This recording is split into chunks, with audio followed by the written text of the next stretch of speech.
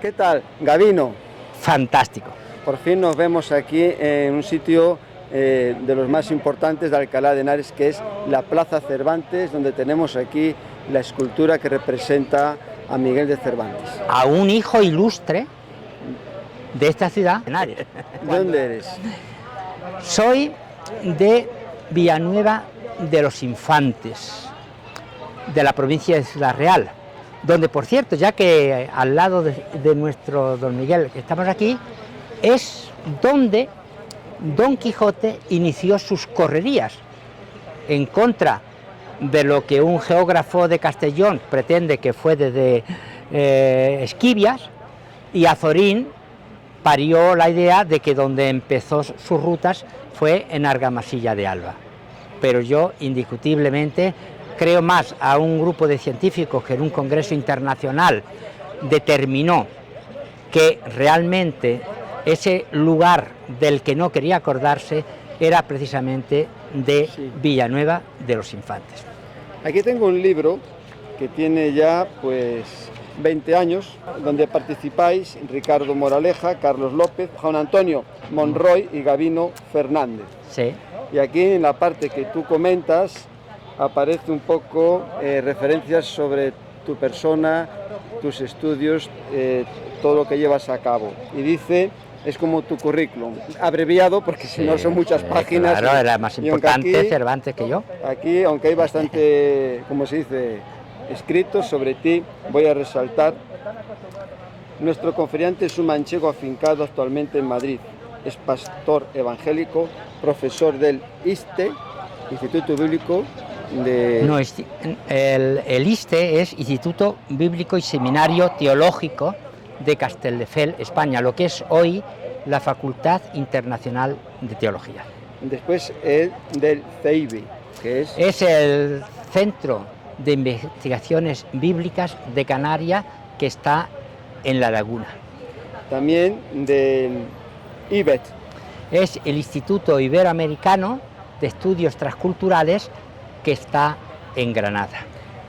De la Escuela Nacional del Profesorado de Enseñanza Religiosa Evangélica, director del Centro de Estudios de la Reforma y escritor. Y aquí pone que eres un viajero incansable, has visitado toda España dando conferencias y has participado en innumerables congresos celebrados en Bélgica, Finlandia, Gales, Portugal, Suiza, Holanda, Brasil, Marruecos, Estados Unidos, Orlando, Chicago y Dallas dentro de Estados Unidos, Colombia, Costa Rica, Corea del Sur, Panamá e Israel. Bueno, un montón de cosas vas señalando y que has diseñado también viajes literarios, históricos, religiosos, sirviendo a la vez como guía en los mismos. Algunos de tus viajes en los pasos de Moisés, está Egipto, Jordania, la Autoridad Palestina e Israel. También están los judíos de la literatura castellana y bueno, lo que has estado comentando hace un momento. ¿Cuántos años llevas viajando, que dicen que eres incansable, recorriendo y enseñando la historia de España, sobre todo en la Reforma española, toda la Reforma en España? Mi condición de viajero impenitente, pues la verdad es que empezó muy temprano. Mi madre y toda la familia, ya tenía 4 hermanos, estábamos a 2 leguas de Villanueva de los Infantes, donde tenía mi padre el trabajo, y mi madre estaba muy gordita y aconsejaron que tenía que ir a soltar lo que traía dentro a la ciudad, y así lo hizo. Y cuando ya estaban celebrando el nacimiento de mi triste persona, la partera dice, un momento, que hay quien está pidiendo paso.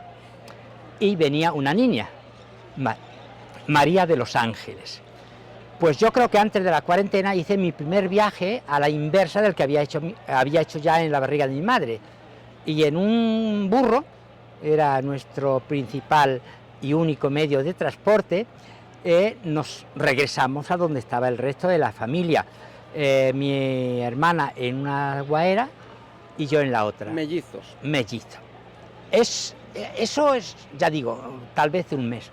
Y el siguiente viaje, ya en ferrocarril, ya aceptamos el avance industrial, fue de 16 kilómetros, desde Valdepeñas a Consolación, camino de Madrid. Y el más largo de todos, 13 horas en avión desde Zúrich a Seúl. Así que sí, he viajado. Sí.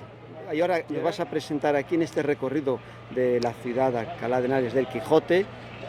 Lo que vamos a tratar tiene que ver con la reforma y contrarreforma. Sí, la belleza, la antigüedad, fundada en tiempos de los romanos, de ahí el tema de cómputo, la presencia del mundo islámico, que está atestiguado, entre otras cosas, por unos buenos lienzos de su muralla todavía, que corren paralelas con la vía complutense, pues, y las personas que aquí nacieron, que han pasado a la historia literaria abundantemente, como es el caso de Miguel de Cervantes, pues creo que merecía una presencia. Una ciudad que está llena de calles dedicadas a inquisidores generales, que está con notable presencia en el callejero y en los inmuebles de la Compañía de Jesús, pues merecía resaltar que aquí también Dios tiene su pueblo. Una iglesia chiquita, como decía una mártir de Sevilla, comparándola con la iglesia de Roma. Y hoy hay pues una veintena de iglesias evangélicas con servicios de testimonio que pasan pues por una parte de librería, de centros de rehabilitación de toxicómanos, de estudios bíblicos por correspondencia y otras actividades, pues será bueno pisarla y coger esas imágenes y, ¿por qué no? Aunque no seamos nosotros la persona más autorizada, invitaros a visitar Alcalá de Henares, que es una de las pocas ciudades patrimonio de la humanidad en España. Entonces, ¿dónde vamos a empezar la ruta? Vamos a empezar, el recorrido total está bastante marcado, primero con un bloque de gente de la realeza española. Después hay un bloque de profesores y alumnos en la Universidad Complutense, que hasta el primer tercio del siglo XIX era esta, la que está aquí frente a mí. Luego, ahí queremos hacer un recorrido ya más extenso por la ciudad, donde están esas muestras de lugares donde se adora a Dios y lugares donde se sirve de otra manera, con ayuda social, orientación a nuestros semejantes. Muy bien, pues entonces comenzamos la ruta. Comenzamos la ruta.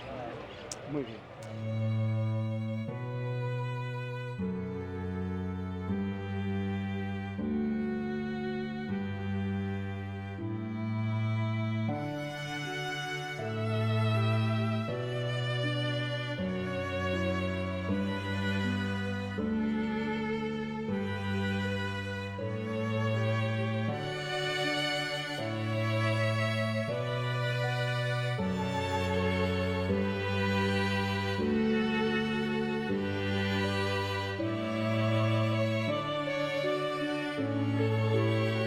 De las ciudades que marcan la biografía de Juan de Valdés está naturalmente primero Cuenca, donde nace, después Escalona, donde tiene una experiencia de conversión, en este caso Escalona, Toledo, y la tercera ciudad que va a marcar su existencia, su vida y su obra es la llegada a la Universidad de Alcalá, como alumno del Colegio Trilingüe, donde precisamente ahora mismo estamos. En este patio trilingüe está Juan de Valdés con su primer, posiblemente, encuentro, o por menos el más académico, con el hebreo, el griego y el latín, que van a ser fundamentales para explicar luego su labor literaria, tanto como traductor, comentarista de la Biblia y un gran número de obras de espiritualidad. Él es joven, pero consigue pronto ser un alumno bastante popular y conocido y respetado. Cuando él, aprovechando uno de los impresores, Miguel de Guía, erasmista, también procesado por la Inquisición, que va a publicarle su primer libro, Diálogo de Doctrina Cristiana, escrito por un religioso, aparece anónimo, pero estudiantes y profesores saben muy bien quién se esconde detrás de ese discreto titular. Y de hecho, muy pronto, el Tribunal de la Inquisición se va a movilizar de tal forma que el primer libro prohibido, antes que existan los índices de libros prohibido por los inquisidores, es precisamente este libro, el libro de Juan de Valdés. ¿De doctrinas? Diálogo de Doctrina Cristiana, por un religioso que ve la luz pública el 14 de enero de 1559. Esto nos ha animado a algunos a fijar la fecha del inicio de la Reforma Española, como el 31 de octubre del 1517, con Lutero clavando sus tesis, pues redacta de esa forma, podríamos decirlo, el origen de la Reforma luterana y por extensión de la Reforma protestante. Juan Valdés está trabajando, preparándose en los idiomas para la Biblia políglota. No. La Biblia políglota ya está impresa y ya está capacitándose y va a servir para, más tarde, traducir y comentar los salmos desde el original hebreo y para traducir y comentar Mateo, Romanos y Primera Corintios desde el griego, pero esta tarea va a realizarla ya en Nápoles. Juan de Valdés se está preparando en los tres idiomas para traducir de los originales diferentes libros de la Biblia. Sí, lo que ha llegado hasta nosotros y se puede llegar a ellos fácilmente, es parte seguro de lo que hizo. Es decir, ya he dicho, del hebreo los salmos, por un lado es todo el Salterio y luego el comentario del primero de los rollos de los 5 que componían en la forma hebrea el libro de los salmos, o el Salterio de David. Luego, es verdad, nos ha llegado el Evangelio de Mateo completo, traducido, explicado desde Nápoles, pero ya en su primer libro ha adelantado la traducción del Sermón de la Montaña, que, como nuestros amigos que leen la Biblia, pues saben, ocupa los capítulos 5, 6 y 7 del Evangelio de Mateo. Se ha escrito que Juan de Valdés, en su castellano, es antes del siglo XVI de más riqueza de la lengua española, que tiene una expresión muy sencilla, se puede entender bien y que es un gran escritor. Incluso a veces se le compara como que es mejor que Miguel de Cervantes. Yo no soy filólogo, pero sí he leído bastantes cosas y desde luego la obra más difundida no es este diálogo de la doctrina, y eso que está en el original castellano, en alemán, en francés, en inglés, en italiano y en catalán, que yo sepa. El libro más editado es Diálogo de la Lengua, donde él defiende el uso del castellano de Castilla en contra del castellano que defendía Nebrija, andaluz. Él finalmente, cuando la Inquisición se da cuenta que está detrás de todo lo que escribe y que es una persona que es influenciado por la Reforma, decide ir a Nápoles. Sí, primero su hermano, Alfonso, que nace como él en Cuenca y que hoy en la Diputación Provincial hay un gran mural donde un pintor local ha retratado todos los personajes, hombres y mujeres, que más han significado en la historia de esa ciudad y provincia, pues aparecen los dos, y a los dos se les dedicó una calle, y hay colegios y hay muchas instituciones que lo recuerdan, ¿no? Y él va a ser un personaje que hoy en cualquier universidad de Hispanoamérica, de España y del mundo que tenga departamento de español es estudiado.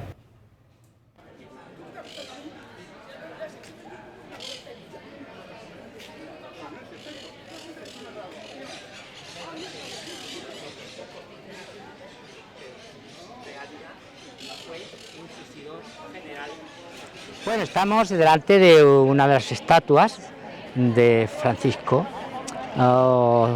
Jiménez de Cisneros. Él fundó la Universidad Complutense y es normal que una réplica de esta misma estatua está en el interior de la misma. Él, pues era un madrileño de Torrelavega. Sí. Por tanto, también en un vídeo donde estamos hablando de acontecimientos muy vinculados a la gente autóctona de aquí, pues queríamos recoger aquí.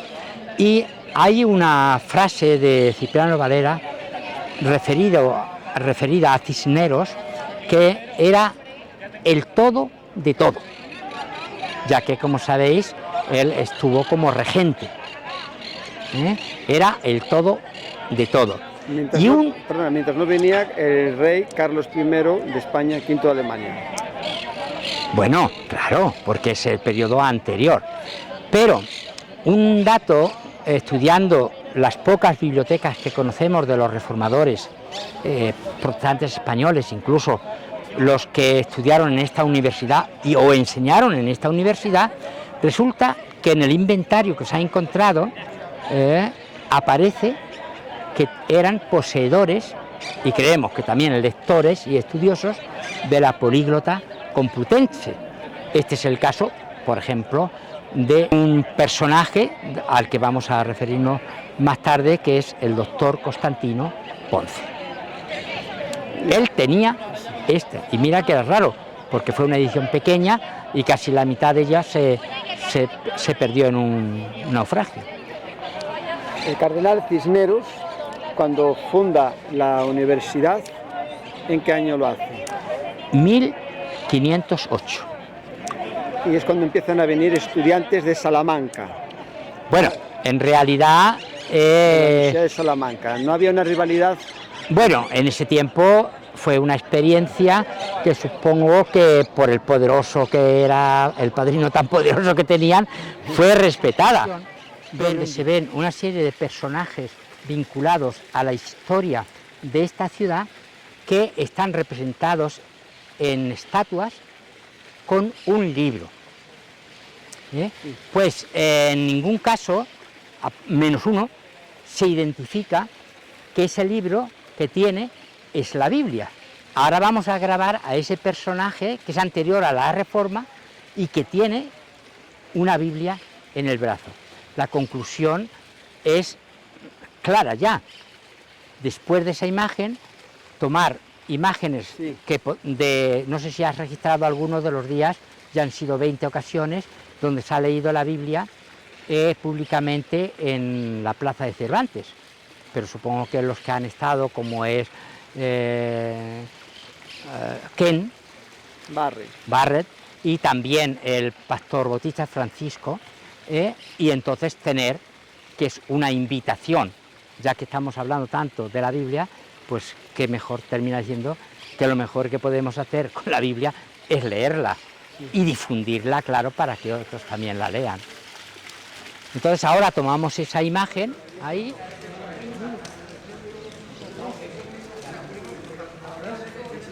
Simplemente tendrás que subirte aquí para coger todo el nombre completo de la Biblia.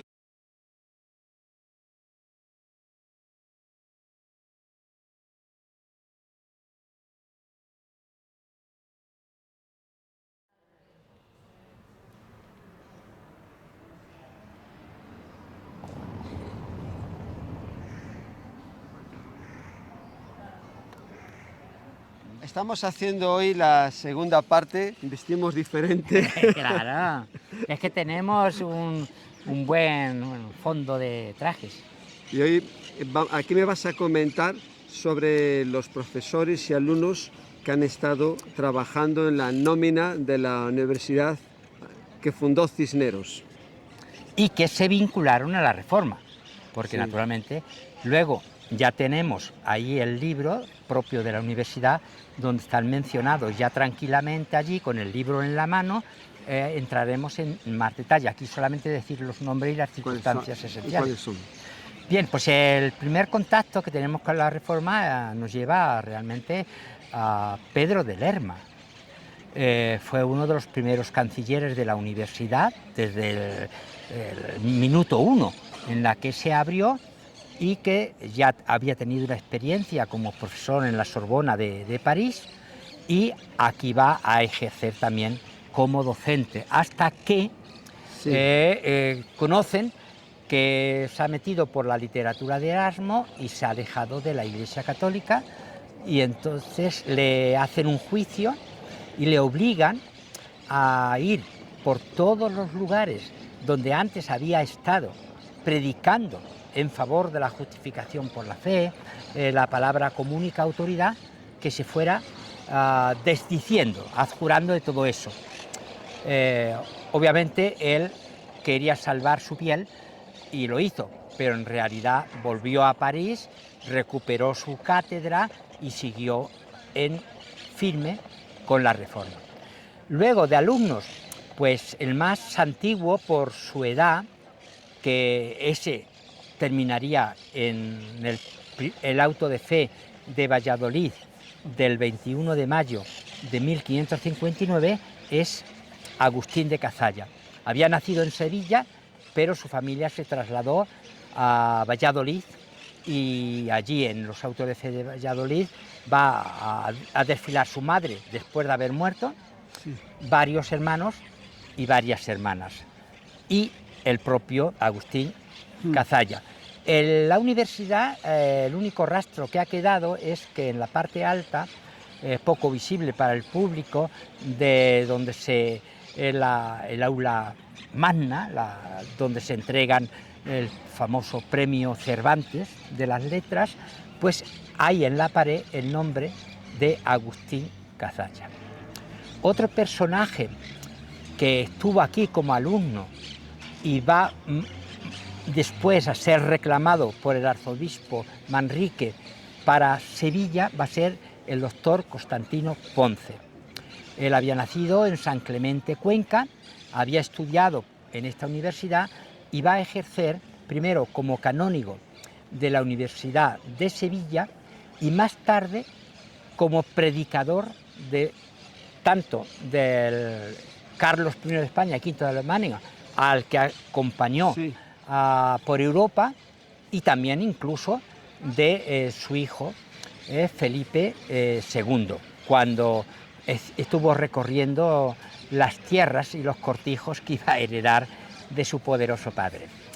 Otro personaje, en este caso de aragonés, y que estudió y enseñó aquí, es al que conocemos como doctor Egidio o Egidio, Juan Gil, que va a ser canónigo de la Universidad de Sevilla, que va a adjurar, y tenemos el texto de su adjuración, pero después de muerto han podido investigar los inquisidores y realmente se había expresado así para salvar la piel.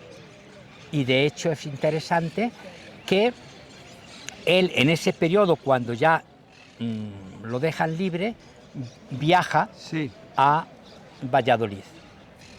Como después descubren que solamente había jurado para salvar la piel, pues lo procesan de nuevo, y como hacían con otros que habían muerto, o como ya hemos dicho el caso de la madre de los Cazalla, pues va a desfilar en un auto de fe sus restos mortales en un ataúd, y después de leída la sentencia, como era de rigor según el protocolo, pues fue entregado a las llamas. Muerto ya en la caja. Sí, sí. No se salvaba nadie. Si se descubría, que este es el caso de la madre de Agustín Cazalla, que estaba enterrada en una capilla del convento de San Esteban, que se conserva todavía, pues la desenterraron, le leyeron la sentencia en la caja. Lo mismo hicieron con Constantino, que murió en la cárcel de la Inquisición de Sevilla. Siguió el proceso, al encontrarlo culpable, pues lo hicieron desfilar, en este caso un poco más tarde, bueno, un año después del caso que hemos dicho, es decir, 1160, y lo van a quemar en el auto de fe. Tenemos incluso un grabado de la época, que luego podremos incorporar en la edición, donde se ve un féretro desfilando ante la presidencia del auto de fe en la plaza de San Francisco de Sevilla. El último alumno que también aborda la Reforma de aquí ya es del siglo XIX, que es Luis Usoz y Río, un personaje que nació en la actual Bolivia, pero al quedar huérfano se le remite a la península y va a criarse aquí en Madrid. Y va a hacer, al identificarse con la Reforma, una inversión de un cuarto de siglo, el último cuarto de siglo de su vida, de una gran cantidad de su fortuna y la de su esposa, para recuperar los escritos de los protestantes que habían tenido que salir de España y que habían escrito, pues normalmente en latín, en inglés, en francés, para comunicar su pensamiento. Vamos a mostrar luego a la cámara varios de estos libros en ediciones contemporáneas. Y desde luego, si parte de la investigación que está en el origen de este vídeo ha sido posible gracias a que él reunió esos libros en primeras ediciones, los índices de libros prohibidos, muchísimos romances y mucha literatura de libros únicos que en su muerte, en el testamento, dispuso que pasaran a la Biblioteca Nacional, donde hoy se conservan. Muy bien, todo lo que estás mostrando sobre las personas que han estudiado aquí o han dado clases, ¿no? Y que tienen un papel muy relevante en la Reforma de España. Y no solamente en el siglo XVI, que me he centrado en eso porque estábamos en los orígenes. Después, en otro contexto, no es necesario ya seguir aquí, haremos lectura de cómo, en menor medida, cuantitativa y cualitativa, pues encontramos que otros profesores, otros alumnos, impresores, libreros y sacerdotes naturales de Alcalá de Henares pasan por los tribunales de Sevilla y de Toledo y son entregados a las hogueras. Los tribunales en Sevilla y en Toledo, ¿era porque estaba ahí la corte de los reyes o estaba ahí el representante del Papa, tenía ahí la sede? Esencialmente tenía que ver con el tema de la importancia de la ciudad. En el caso de Sevilla, cubre un territorio que corresponde más o menos a lo que hoy es Cádiz, Huelva y Sevilla. Pero en Andalucía estaba el Tribunal de Córdoba, que abarcaba Córdoba y Jaén. Y en Granada había otro tribunal que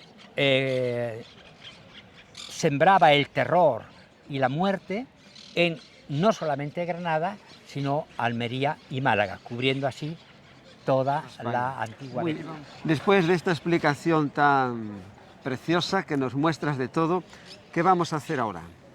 Pues ahora lo que queremos es, con permiso de nuestras generosas cotorras que han montado aquí un concierto y parece que no tiene fin, vamos a buscar un lugar tranquilo donde podamos seguir hablando con garantía de que será bien escuchado, y también mostrando esos libros fundamentalmente en ediciones contemporáneas, libros escritos en el siglo XVI, a veces en lengua extranjera, porque habían tenido que salir de España. A veces tiene la gente la tentación de decir, bueno, huyeron, qué cobardes, es que renegaron de sus creencias. Un momento, recordamos que el propio Jesús dijo, si os persiguen en una ciudad, huid a otra. En ese caso, siguieron una pauta de Jesús, que ya había previsto que eso podía ocurrir. No nos olvidemos que la Gran Comisión, tal como se recoge en el libro de los Hechos 1:8, es y me seréis testigos. Es la palabra mártir la que está en el original. Me seréis testigos en Jerusalén, Judea, Samaria y hasta lo último de la tierra. Que en este caso, si bien Jesús no descartaba al Nuevo Mundo, aunque todavía ni Érice el Rojo ni Cristóbal Colón habían llegado a las Américas, él hablaba de todo. Sí. Pero la gente no conocía eso, y lo que sí pensó es en tu tierra, donde el imperio romano, en su crecer hasta la mitad de Gran Bretaña, pues va a encontrar que lo último de la tierra está ahí. Y parece que algunos gallegos pues todavía siguen las pisadas de Jesús, y algunos pues también han sufrido por eso. Hacia el siguiente punto. Vale. Muy interesante. Para hacer este vídeo se han tenido que hacer algunos estudios en lo que a mí se refiere durante medio siglo, así tranquilamente, y hay unos títulos especialmente significativos. Para ilustrar esta historia de la Reforma y la Contrarreforma en Alcalá de Henares, son fundamentales estos títulos que os presento. El primero es este, editado por la Universidad de la ciudad, y que, como el título ya se puede ver, trata de una biografía colectiva de la Universidad de Alcalá de Henares desde 1508 a 1836, y trata de biografías de profesores y estudiantes. Ahora os voy a hablar de algunos de estos profesores y de algunos de estos estudiantes. El primero, desde luego, hablando de profesores, es que recordemos al canciller de la universidad, Pedro de Lerma, tío del más conocido de sus sobrinos, Francisco de Encinas, que después de haber estado enseñando teología en la Sorbona, en París, vino para apoyar el proyecto del cardenal Cisneros y fue canciller varios años de esta universidad. Al conocer sus propuestas, que se acercaban cada vez más a la Reforma protestante, la Inquisición se puso en movimiento y él tuvo que visitar varios lugares, retractándose, y finalmente volvió a París, donde murió, curiosamente y de interés humano, con la asistencia de su sobrino Francisco de Encinas. Cuando pasamos al número de estudiantes y algunos otros profesores, es claro que el que tiene mayor interés es Juan de Valdés. Juan de Valdés es un estudiante, llega aquí en 1526, es hijo del asistente de Cuenca, donde ha nacido y su casa se conserva, y va a matricularse en el colegio trilingüe, que todavía existe. Tiene interés en hebreo, en el griego y en latín, que van a ser tan importantes para su obra escrita. De hecho, esta es una edición moderna del Diálogo de Doctrina Cristiana Juan de Valdés. donde él, 3 meses antes de que Lutero publique su Catecismo Mayor, entra a tratar los grandes temas de cualquier catecismo cristiano. Es verdad que se publica de forma anónima, pues en vez de, como se lee aquí en esta portada, que es Juan de Valdés el autor, ponía escrito por un religioso. Él era suficientemente conocido y estimado por profesores y alumnos para saber que detrás de ese diálogo de doctrina cristiana, publicado el 14 de enero de 1529 por Miguel de Guía, uno de los impresores, el que va a publicar numerosas obras traducidas al castellano de Erasmo, detrás de ese escrito por un religioso saben que está Juan de Valdés. Y desde luego, quienes no ignoran este hecho son los inquisidores, que inmediatamente publican un edicto prohibiendo este libro. Hay que decir que este es el primer libro de cualquier tema de los muchos que prohibió el Santo Oficio, que, como le gustaba decir a un antiguo alumno que después mencionaremos, Luis Susot, el Santo Oficio que nunca hizo oficio santo. Hubo otros autores, también estudiantes aquí, pero que no tienen tanto o no son tan conocidos. Y desde luego el que debo mencionaros ahora, antes de seguir adelante, es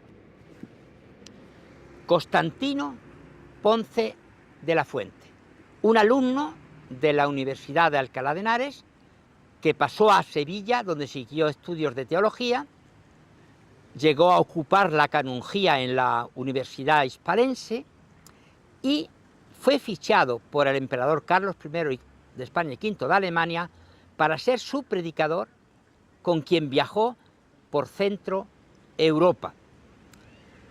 Y consiguió ser un escritor de éxito. Media docena de libros en Sevilla, algunos alcanzaron hasta 4 y 5 ediciones, y con el privilegio del emperador Carlos. Cuando se habla del retiro de Carlos V tras cesar para que le siga en el trono de España su hijo Felipe II, él se traslada allí a Extremadura, a Yuste, al monasterio de Yuste, y lleva 22 cerveceros y 8 libros. Parece que uno de los libros fue precisamente el primero que escribió Juan de Valdés, pero en una edición sevillana de Constantino. Cuando le notificaron los inquisidores que Constantino era sospechoso de lo que ellos llamaban herejía o de la Reforma, dicen que comentó: si Constantino es hereje, es un gran hereje. Él aquí, en esta edición moderna, publicada por Eduforma en Sevilla, se reproducen 2 obras suyas. Exposición del primer Salmo de David, donde traduce desde el hebreo el Salmo 1 y lo comenta tal como había hecho en 6 sermones. En la introducción lo aclara él mismo: tal como los prediqué, así los escribí. Yo he pasado mucho tiempo en el patio de la Catedral de Sevilla, donde se conserva el púlpito de piedra desde donde él predicaba, y se puede notar que no es un texto reelaborado después de haber dicho el sermón, sino que literalmente, con sus notas, llegó a la imprenta. La otra obra, la más pequeña de las varias que él escribió, es Confesión de un pecador.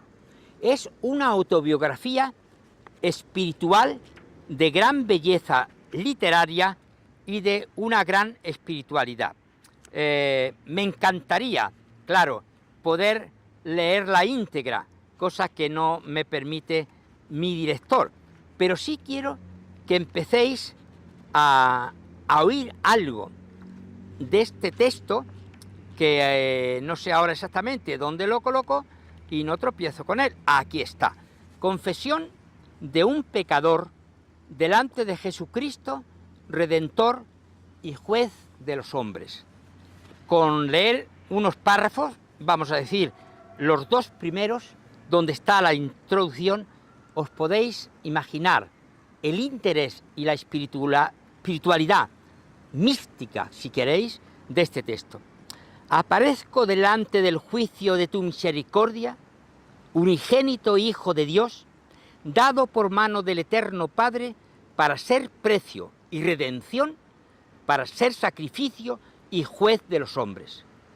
Vengo, Señor, para que oigas no de mi justicia, sino de mis pecados, no de mis derechos, sino de mis culpas y de las grandes ofensas que he cometido, no solo contra los hombres, sino contra la majestad y bondad y misericordia del Padre.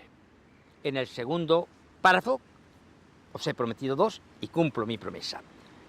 Me trae por una parte como forzado las penas y tormentos del infierno, que mis maldades anuncian dentro de mi corazón. Por otro, me llama tu misericordia y conocer, aunque muy tarde, quién has sido para mí y quién yo para ti. Vengo acusado por mi conciencia, condenado por ella misma, constreñido por los tormentos de mi mismo conocimiento. Vengo a decir y confesar delante de los hombres, delante de los ángeles, en presencia de la tierra y en presencia del cielo, delante de tu majestad y de tu justicia divina, que justamente merezco ser condenado a perpetuo destierro de los bienes del cielo y a la perpetua miseria de la servidumbre y compañía de Satanás. ¿Qué os parece?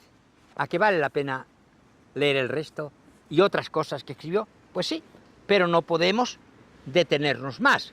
Así que ahora voy a presentaros a un contemporáneo de Constantino, que no tenemos documentación de que viniera a Alcalá. Sí de que en la década de los 50 del siglo XVI salió de Sevilla. Antes había sido un empleado en la política de Carlos V en Roma, y ahora está como profesor en el Colegio de la Doctrina. Él es el que ha publicado dos libros de Juan de Valdés: su traducción y comentario a la epístola a los romanos y su traducción y comentario a Primera de Corintios. Él ha hecho su propia traducción de los Salmos, que alaba el propio Menéndez Pelayo, ha traducido del latín la imagen del anticristo y los manda a Sevilla con el fantástico, no de pura imaginación, sino por lo singular, de Julián Hernández. El llevar estos libros publicados por Juan Pérez de Pineda en Ginebra a Sevilla va a costar a Julián Hernández más de 3 años en las cárceles de la Inquisición y ser quemado vivo el 22 de diciembre de 1560 en Sevilla. Cuando él desde Ginebra conoce lo que han hecho con Julián Hernández, su mensajero, con los libros de Valdés y de él mismo, y otros de uno de sus discípulos italianos, Bernardino Quino, la imagen del anticristo es precisamente de él, reacciona, toma la pluma para escribir la más hermosa obra, más original, en el estilo, ya que era discípulo de Juan de Valdés, llamado Epístola Consolatoria. Él sufre lo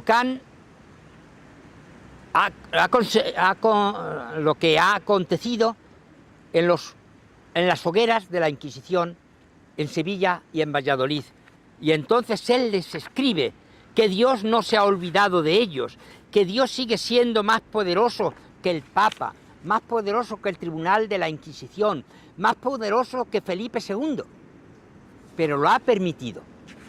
Es un libro para epístola, para confesar a los fieles de Jesucristo que padecen persecución por la confesión de su nombre. Hay otros alumnos y profesores, el doctor Francisco de Vargas, el doctor Egidio, el primero de Castilla la Vieja, el segundo de Aragón, y un sevillano, Agustín de Cazalla, que sí están vinculados aquí con esta universidad, pero de los que conocemos muy pocos escritos, de ahí que no podemos mostraros ahora, ni siquiera en una breve expresión, el legado literario que pudieron dejarnos. Pero todos estos estuvieron aquí como profesores, como alumnos, y en el caso de Constantino, como mártires de Jesús. El vídeo no se queda en el siglo XVI, y entonces nos ha parecido bien recurrir a otras fuentes que acercan hasta nuestros días a estos personajes. Este libro, El protestantismo de la Edad Moderna en Alcalá de Henares, de Claudia del Val Tobar Foncillas, es un sorprendente hallazgo en la bibliografía sobre el protestantismo y, desde luego, el ensayo más extenso y más documentado sobre los protestantes en Alcalá de Henares. Solo me da tiempo de leeros los capítulos, y ella pasa de lo que ya hemos comentado de Juan de Valdés, del doctor Constantino, de Agustín Cazalla, para acercarnos a la época más moderna. El capítulo 1 son conceptos previos, las corrientes heterodoxas principales en España durante el siglo XVI, el erasmismo, el protestantismo luterano, el iluminismo o alumbrismo, relación del humanismo con las corrientes heterodoxas, erasmismo, germen del protestantismo en Europa, la opinión contraria de Erasmo de Róterdam y el protestantismo, que es a donde va, como movimiento social de protesta en la Edad Moderna. Después de cubrir el siglo XVI, que en el capítulo 2, el proyecto humanista de Cisneros, la Universidad de Alcalá como vía de acceso al protestantismo, va a pasar al protestantismo durante el periodo de Carlos V o carolino, los primeros procesos de fe a los complutenses, donde, aparte de propiamente los mencionados con la Reforma, están también impresores como Miguel de Guía y colaboradores en la preparación de la políglota complutense. Naturalmente, había detrás, con un rigor terrible, de estos movimientos de acercamiento a la Biblia o a la Reforma, con el fanatismo del inquisidor general Fernando Valdés. Además de inquisidor general, era también arzobispo de Sevilla.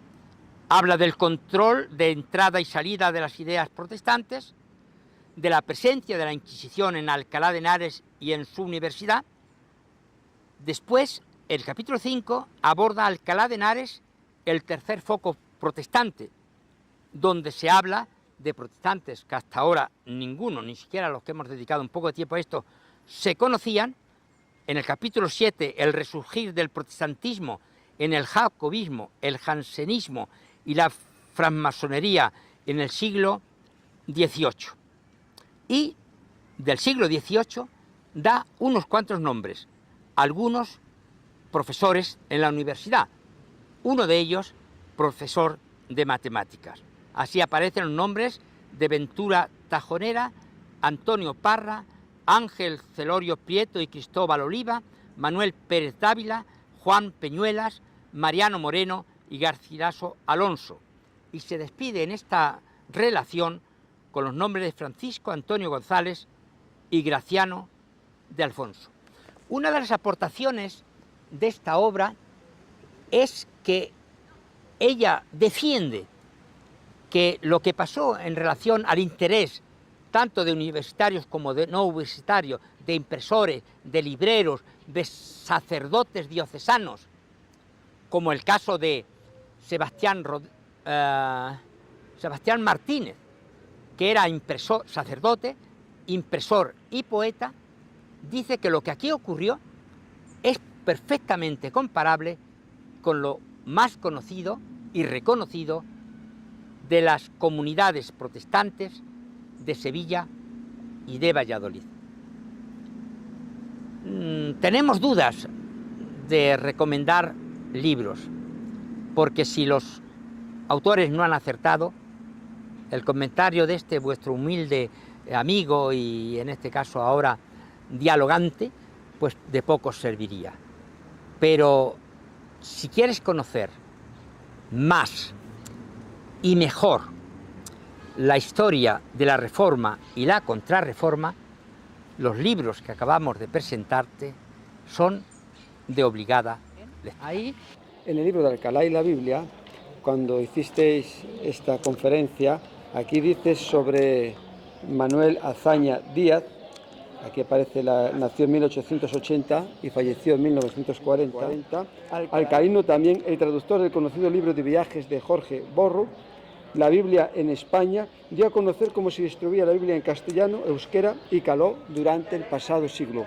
¿Tiene un papel muy importante el presidente de la Segunda República, Azaña, con la Biblia? Sí, la obra original se había publicado en inglés, el propio Jorge Borro, que había estado mandando los informes a la Sociedad Bíblica Británica y extranjera, a la que representaba, pues pidió esas cartas que él había escrito sobre la marcha y luego las elaboró un poco literariamente. Para mí, cuando pude comparar algunas, me sorprendió que es que escribía a la hora de hacer un frío informe de cifras y de nombres y de lugares, pues era un artista.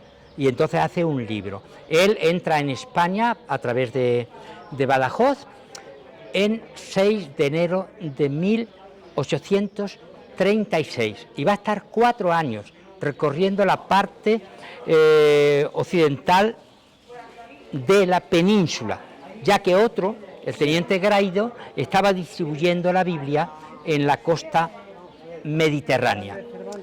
Además de traducir este libro, traduce también otro libro que es sobre los gitanos. Azaña. Azaña, sí. Pero Azaña, cuando ya al final de su periodo político, en este caso, como presidente de la Segunda República, visita la Feria del Libro de Madrid y ve allí a los representantes que estaban haciendo la misma labor que él había iniciado, se dirigió a Adolfo Araujo, que era el director, diciendo, bueno, ahora en la República nos persiguen como en tiempo de Jorge Borro. Él era un hombre culto y su trabajo de traducción es impecable, pero claro, era muy atrevido escribiendo Borro, él lo respetó y ni los políticos ni los religiosos de España podían permitir que en la lengua de Cervantes circulara ese libro. Es verdad que él lo traduce, siendo el presidente del Ateneo de Madrid, se publica en 3 volúmenes aquí en Madrid en 1921. Pero cuando viene Franco, nadie se atrevía a hacer circular ese libro. Así que un avispado editor catalán pues contrata a una autora, Elena García Ortiz, para que haga una traducción, porque saben del valor literario y de una fotografía, sí, más que eso, una radiografía que ha hecho del mundo religioso y del mundo político y social y de la nobleza española, y es un libro que no se puede censurar. Sin embargo, y yo no he podido determinarlo, fuera el editor, fuera el impresor o fuera la misma autora, esta obra sale mutilada en todos aquellos aspectos que no podían gustarle a la Iglesia Católica. Por ejemplo, entre las cosas que falta es una cita que tiene con el nuncio del papado, que no le gustaba cómo quedaba el nuncio en ese relato, y otra es que dos curas, uno de la parroquia de San Ginés, que todavía está, y otro de la de Santa Cruz, que ya desapareció, junto a la Plaza Mayor, utilizaban el Nuevo Testamento que él editó, Jorge Borro imprimió aquí en Madrid, para dar catequesis a los niños, y eso les parecía subversivo. La ironía de esta experiencia es que, aunque a ellos les gustaba, a los católicos, hablar de que era un libro protestante, primero, si era el Nuevo Testamento, es bastante anterior a la Reforma, y para más, INRI, resulta que él, para frenar la oposición que tendría la traducción de Casiodoro de Reina, revisada por Valera, lo que ha puesto en circulación es la versión del padre Escío, el primero que traduce al castellano dentro del mundo católico la Biblia. ¿En qué año? La primera edición sale en Valencia en 1790, en el siglo ya XVIII, 2 siglos después de la traducción de Casiodoro de Reina. O sea, es después... Es la primera traducción católica al castellano, 2 siglos después de la traducción, vamos a decir, protestante, y desde luego juzgada radicalmente, de manera desfavorable, por nuestro principal enemigo en el pasado y casi en el presente, Marcelino Menéndez y Pelayo, que dice que la traducción de Casiodoro de Reina es superior en belleza literaria que las de la moderna de Escío y la desdichadísima de Torres Amat, que es otra traducción católica que sigue. Muy bien, muy interesante todo lo que estás mostrando. Yo sé que quedan muchas cosas, sí, pero estas pinceladas de lo que ha hecho Azaña en referencia a la Biblia nos abre una visión que muchos ignoran. Sí, y si quieres, yo puedo una de las anécdotas que yo creo que ningún biógrafo la conocía y que yo utilicé ahí sobre la vida de Azaña, es que mis padres trabajaban con un señorito muy poderoso en Infantes y que tenía un gran cortijo. Mis padres eran los hortelanos y muchas ovejas, y tenían 3 mastines que llamaban conforme a 3 figuras notables de la Segunda República. Entre ellas, uno de los perros era Manuel Azaña. Después también naciste el 14 de abril. Sí. Que coincide con la fecha de la Segunda República. Sí, pero ojo, del 44, no del 31. No, es la fecha, digo, del día y el mes, que también te lo cambiaron por problemas con la dictadura, ¿no? Sí, porque claro, en el primer post-franquismo o el primer franquismo eran muy rigurosos de que los niños tenían que ser declarados, ir al registro. Él se descuidó 24 horas en llevarme, bueno, a dar la notificación, y para que no le multaran, pues simplemente dijo: mi hijo ha nacido el 15 de abril. Sin embargo, la familia y la celebración personal siempre es el 14. Hay otro caso muy curioso, estamos en Alcalá, un bautista, Ernesto Castillo, fue miembro de la primera iglesia bautista, fue uno de los que inició lo que es hoy la iglesia bautista y que veremos en algún momento aquí. Y él realmente nació un día antes, el 13 de la proclamación de la República, pero su padre era muy republicano y entonces mintió como mi padre, pero diciendo que había nacido el 14. Y seguimos entonces haciendo la ruta y viendo otros sitios de interés. Sí, ahora vamos a visitar a una dama que todavía no hemos visitado. Bueno, en realidad van a ser 2. Muy bien.